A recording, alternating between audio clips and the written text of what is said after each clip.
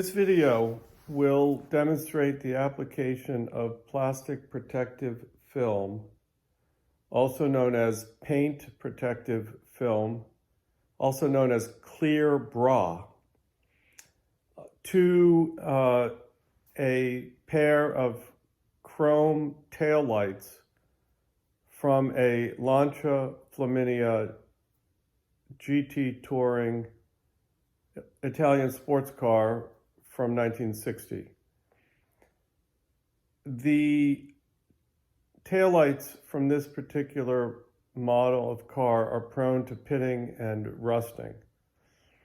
So I decided that I had to refinish them or rechrome them because they were absolutely unacceptable. And I took them to the chrome shop and they looked at them and they said that they didn't think that they could be done, that they were too far gone. So they stripped them and they did some work on them. And this is what they gave me back. So this is the taillights stripped of the chrome. Now the chrome is on the side here and throughout the entire front. The lens sits here and up here. So they looked at the pitting and they decided that they could not be sufficiently refinished. I think they told me that they might look okay initially, but then they would very quickly deteriorate thereafter. And they basically passed. So I took them, I sent them to California, to Los Angeles, to a guy that I know out there, Adon, and he checked with one of his local chrome shops, and they came to the same conclusion. They did some buffing and grinding to see if they could get rid of the pits, and he ultimately passed as well. So at that point, I was stuck and I had to do something. So I found a pair of headlights, taillights. I found a pair, and I bought them, and they were, of course, not cheap. But the lenses are beautiful, better condition than my original lenses. The reflector was better, and the chrome was very good. But as I felt the chrome surface, I could feel little tiny imperfections. And so I was very suspicious that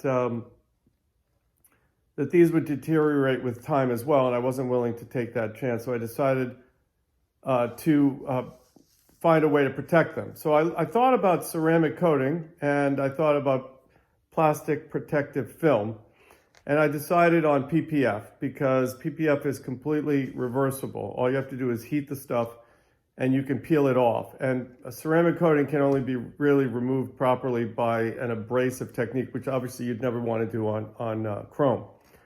So this particular taillight has been wrapped in plastic protective film. You should be able to see the film as it is folded over. You can see the line here. It was folded over the back. And everything is protected. All of this chrome is protected. All of this chrome is protected. The only thing not protected is the chrome in here and here, because it was a little too tight. I couldn't really put the plastic protective film in there. Now, overall, I would regard this as a B+ job. Okay, I'm regarding it as acceptable. There are some imperfections, particularly along this edge here. And I did some things that I would consider incorrect that I'm planning to correct when I do the other taillight, which I will be demonstrating in this video. What I did wrong the first time is I attempted to take a piece of plastic protective film and not only wrap it around the back, which of course that was easy, but I also intended to wrap it around the entire front face here. Not here, I wasn't going to wrap it here. I was going to do that separately, but I wanted to wrap it along this whole thing. Well, when I folded it over to wrap it, it produced a lot of bunching, so I had to cut V's out of it, which of course, in general, were too large, so it left a lot of unprotected chrome. So what I did was, in the very next morning, that was 24 hours later, I was still able to peel it off without heating it. So I very carefully peeled it off and brought it out again like that. And then I cut it with a scalpel or razor blade. And I still folded it over, but it's still bunched a little bit. And that's why it's not really 100% perfect. But still, I would regard it as acceptable. This is the item that we're going to work on. It's the other one, okay? And this time I'm going to do it differently. I'm going to put a piece of plastic protective film here, a second one here. There might be a little bit of a gap, which I can fill in with little tiny slivers of PPF on the top and on the bottom. And I'm only going to fold it over enough just to cover the front face. And then I'm going to do separately. And the way I did it the first time was correct. I did one piece here, a second piece here, and then on this side, 3 pieces, 1, 2, and 3. And you can see the seams. I'm going to show you the seams on the one that I've already done. You should be able to see those seams there. There's a diagonal seam there and there. I don't know if you can see it, but anyway. And then on this side, there's actually more seams than that. So now before we demonstrate the technique, I want to just tell you that, number one, this is the first time I've ever used plastic protective film. I learned about it from a friend of mine that bought a new Ferrari and had his entire car covered with it. And I could not believe how invisible it was. And that's where I got the idea of using it. So initially I went out on eBay and I bought some plastic protective film that was quite inexpensive, and it was enough to serve the purpose of this one particular job. And then I tried using it and it failed because it wasn't the right stuff. So I'm going to talk to you about what is the right stuff. The right stuff is not the cheap stuff that you get that has a paper backing. But you want to get Scotchgard 3M Pro Series PPF clear. Don't get glossy, because I don't know what the results would be if you use glossy. But if all you want to do is just cover the item, then just use that, okay? And avoid anything else. You just have to make sure you got the right thing. It probably is going to be a little bit more expensive to get that, but that's the only thing for me that worked, because I tried the other two and they didn't work. One of them, this is one of them. It comes with a white paper backing. I got this from China. And as you can see the Chinese characters from the box that was sent. So I got this from China, and actually, be honest, I didn't actually even try this, because once I realized that the other stuff that I used, which was the first generation 3M PPF that has a paper backing with red printing on it that says 3M, after I used that stuff, it clearly didn't work. I wasn't going to take the risk. I also called a fellow named John, whose business is called Angel's Touch in Bourne, Massachusetts. I gave him a call. He's actually quite experienced in applying PPF to entire cars. And he's the one that told me that he applied it to the bumper of his old car, and it worked perfectly. So then I knew that you could apply it to chrome, and that's when I went ahead with the project. So let's get started. So I put the PPF over the side that I intend to cover, and I taped it in order to secure it. I made it a little bit shorter because the material is capable of stretching, and you don't want to make it too long. If there's a gap, you can fill it in with little slivers, as I will demonstrate later. Now I cut it so that there's enough to fold underneath it in the back, and also there's enough to fold over the top, which I will then trim later with a razor blade or scalpel or some sharp cutting knife. So I'm still leaving a little extra in the front to be trimmed. I'm not going to try to get that perfect. This is the instruction sheet that they give you, and they tell you how to mix up the solutions. Obviously, if you're doing this outside, then you're not going to be in control of the temperature, but in this case, I'm doing it indoors, so that won't be an issue. This is the second page of the instruction sheet. There's only 2 pages.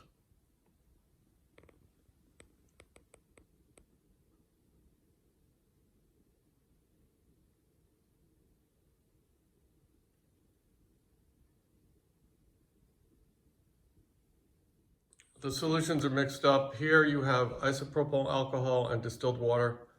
Here you have distilled water and a very small amount of Johnson's baby shampoo. The baby shampoo bottle is used to apply the plastic, the PPF, and then you can slide it around until you get it exactly perfectly positioned. You actually can do the whole thing with just the baby soap. You don't actually need the isopropyl. But what this does is it makes it stick much more rapidly. So what you can do is get it exactly in position, squeegee out the all the liquid underneath the PPF, as you can see in other videos, and you'll see in this video as well. And then you can actually get it to stick just a little bit, and then you can just lift it up and spray it with the isopropyl, and then you get it to stick much faster and much more securely. And then that allows you to kind of stretch it a little bit and work your way and finish the job. So you want to clean it really, really well, first of all, because any imperfections will ultimately show. And then you spray it with the baby shampoo, get it nice and wet, and then you take the backing off of the PPF, and you spray the PPF really well with the same baby shampoo. Then you lay it over here, and you position it really well, and then you start to squeegee all the water out of it. And then when you feel secure, like it's starting to stick just a little bit, you then can spray it with the isopropyl and get it to stick more. And then you squeegee and squeegee until you get it exactly flat. And then you wait a while. You have to wait a while, like maybe a half an hour, or even longer, to get it so that it's sticky before you can start to fold it over. So that takes a while. And the same is true with folding it over the front. And then you know, you cut it with the scalpel, and then you get it, you finish it, and then you keep moving and do other parts.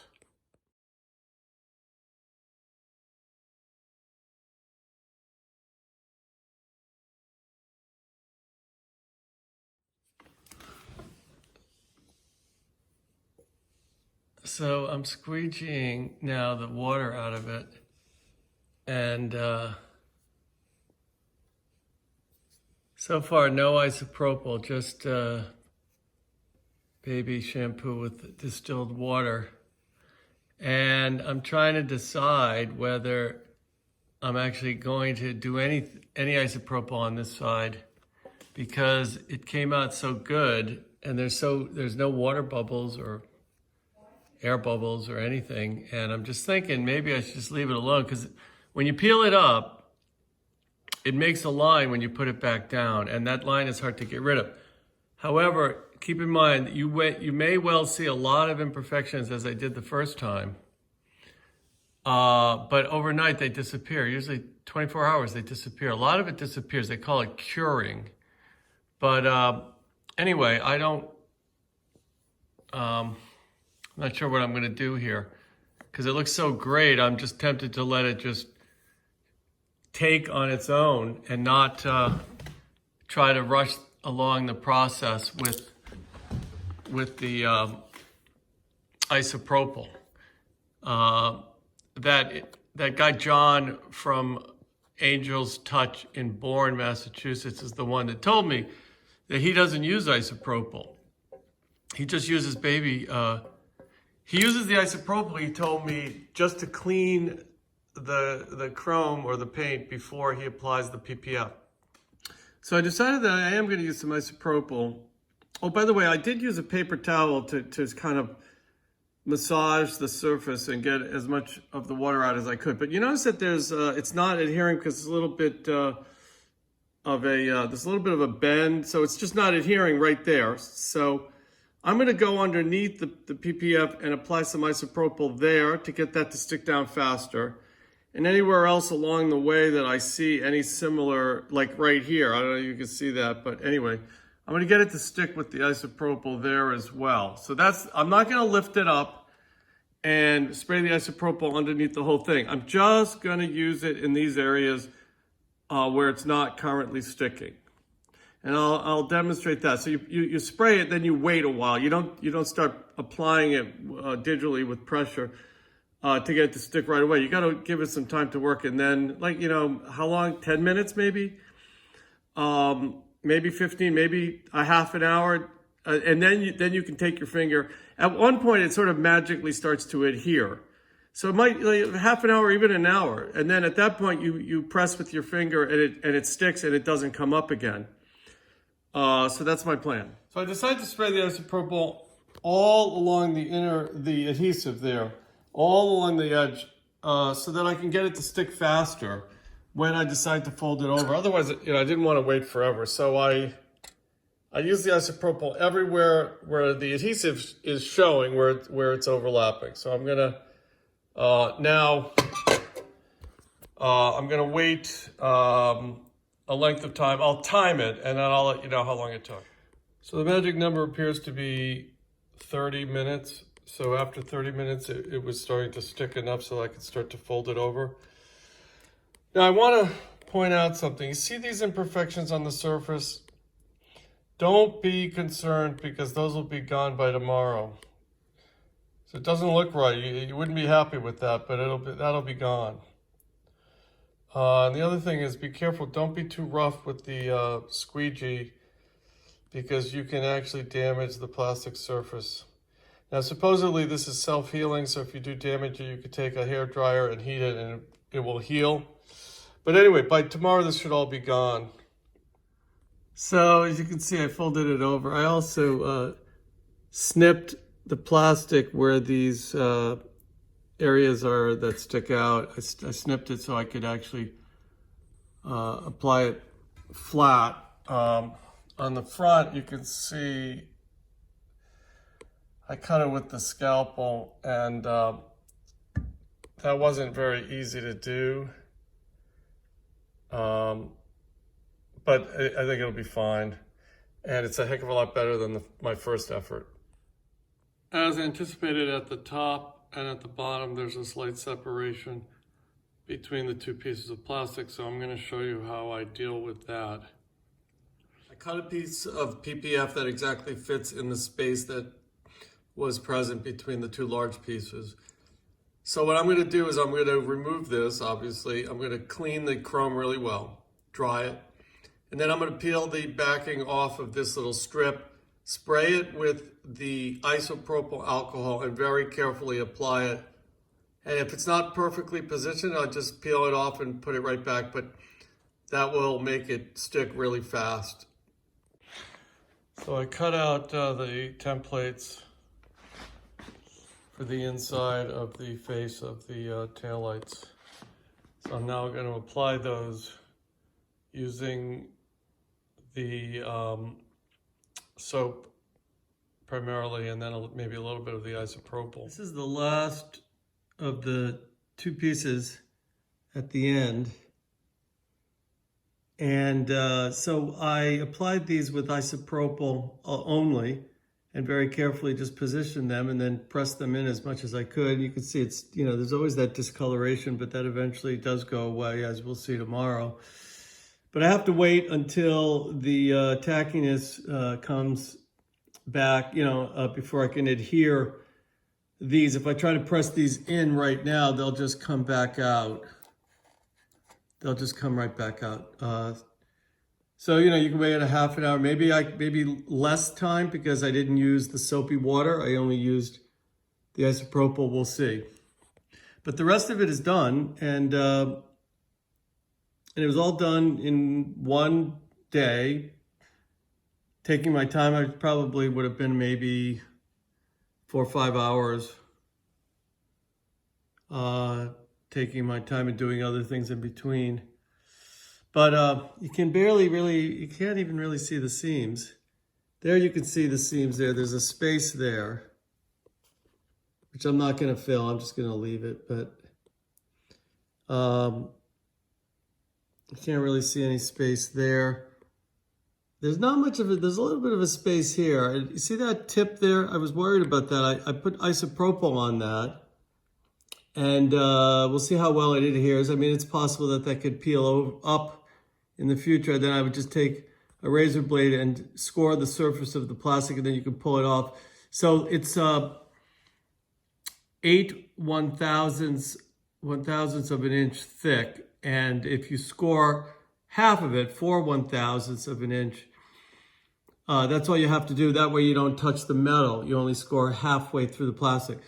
This is equivalent to 1/5 of a millimeter is the total thickness. We finished the project and it's now been 24 hours and most of the spots are gone. There's a few spots left, as you can see.